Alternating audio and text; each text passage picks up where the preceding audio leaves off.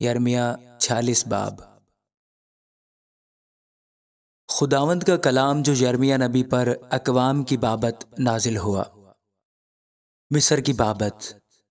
شاہ مصر فرعون نکوہ کی فوج کی بابت جو دریائے فرات کے کنارے پر کرکمیس میں تھی، جس کو شاہ بابل نبوکدنصر نے شاہ یہودا یہویاکیم بن یوسیہ کے چوتھے برس میں شکست دی۔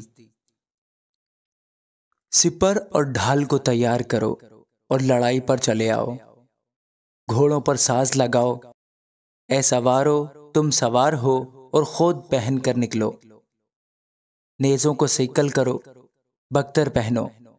میں ان کو گھبرائے ہوئے کیوں دیکھتا ہوں؟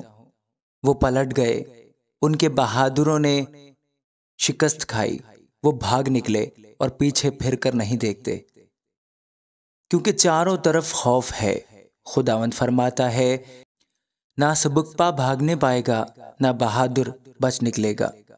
شمال میں دریائے فرات کے کنارے انہوں نے ٹھوکر کھائی اور گر پڑے۔ یہ کون ہے جو دریائے نیل کی مانند بڑھا چلا آتا ہے، جس کا پانی سیلاب کی مانند موجزن ہے؟ مصر نیل کی طرح اٹھتا ہے اور اس کا پانی سیلاب کی مانند موجزن ہے۔ وہ کہتا ہے کہ میں چڑھوں گا اور زمین کو چھپا لوں گا، میں شہروں کو اور ان کے باشندوں کو نیست کر دوں گا۔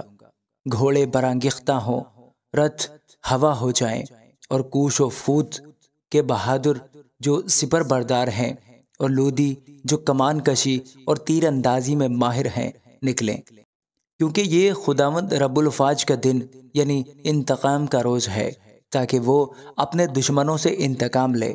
پس تلوار کھا جائے گی اور سیر ہوگی اور ان کے خون سے مست ہوگی، کیونکہ خداوند رب الفاج کے لیے شمالی سرزمین میں دریائے فرات کے کنارے ایک ذبیحہ ہے۔ اے کنواری دختر مصر، جلعاد کو چڑھ جا اور بلسان لے۔ تو بے فائدہ طرح طرح کی دوائیں استعمال کرتی ہے، تو شفا نہ پائے گی۔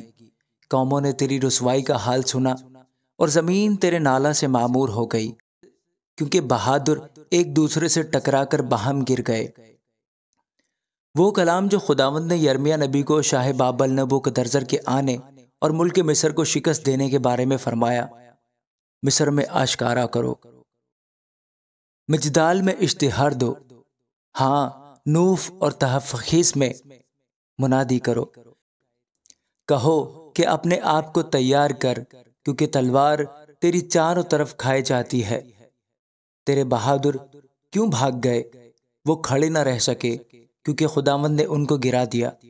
اس نے بہتوں کو گمراہ کیا، ہاں وہ ایک دوسرے پر گر پڑے، اور انہوں نے کہا، اٹھو ہم مہلک تلوار کے ظلم سے اپنے لوگوں میں اور اپنے وطن کو پھر جائیں۔ وہ وہاں چلائے کہ شاہ مصر فرعون برباد ہوا، اس نے مقررہ وقت کو گزر جانے دیا۔ وہ بادشاہ جس کا نام رب الافواج ہے یوں فرماتا ہے کہ مجھے اپنی حیات کی قسم، جیسا تبور پہاڑوں میں اور جیسا کرمل سمندر کے کنارے ہے، ویسا ہی وہ آئے گا۔ اے بیٹی جو مصر میں رہتی ہے، اسیری میں رہنے کا سامان کر، کیونکہ نوف ویران اور بسم ہوگا، اس میں کوئی بسنے والا نہ رہے گا۔ مصر نہایت خوبصورت بچیا ہے، لیکن شمال سے تباہی آتی ہے، بلکہ آ پہنچی۔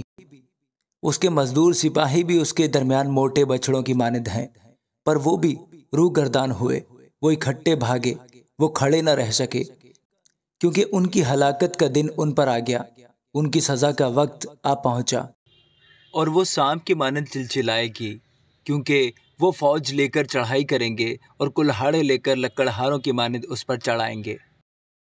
وہ اس کا جنگل کاٹ ڈالیں گے، اگرچہ وہ ایسا گھنا ہے کہ کوئی اس میں گزر نہیں سکتا۔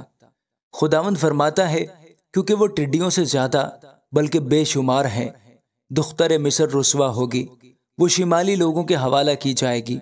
رب الافواج اسرائیل کا خدا فرماتا ہے، دیکھ میں امون نو کو اور فرعون اور مصر اور اس کے معبودوں اور اس کے بادشاہوں کو، یعنی فرعون اور ان کو جو اس پر بھروسہ رکھتے ہیں، سزا دوں گا، اور میں ان کو ان کے جانی دشمنوں اور شاہ بابل نبوکدنصر اور اس کے ملازموں کے حوالہ کر دوں گا۔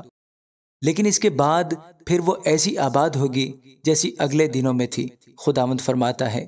لیکن اے میرے خادم یعقوب ہراساں نہ ہو، اور اے اسرائیل گھبرا نہ جا، کیونکہ دیکھ میں تجھے دور سے اور تیری اولاد کو ان کی اسیری کی زمین سے رہائی دوں گا، اور یعقوب واپس آئے گا اور آرام و راحت سے رہے گا، اور کوئی اسے نہ ڈرائے گا۔ اے میرے خادم یعقوب ہراساں نہ ہو، خداوند فرماتا ہے، کیونکہ میں تیرے ساتھ ہوں۔ اگرچہ میں ان سب قوموں کو جن میں نے تجھے ہانک دیا نیست و نابود کروں، تو بھی میں تجھے نیست و نابود نہ کروں گا، بلکہ مناسب تنبیہ کروں گا اور ہرگز بے سزا نہ چھوڑوں گا۔ آمین۔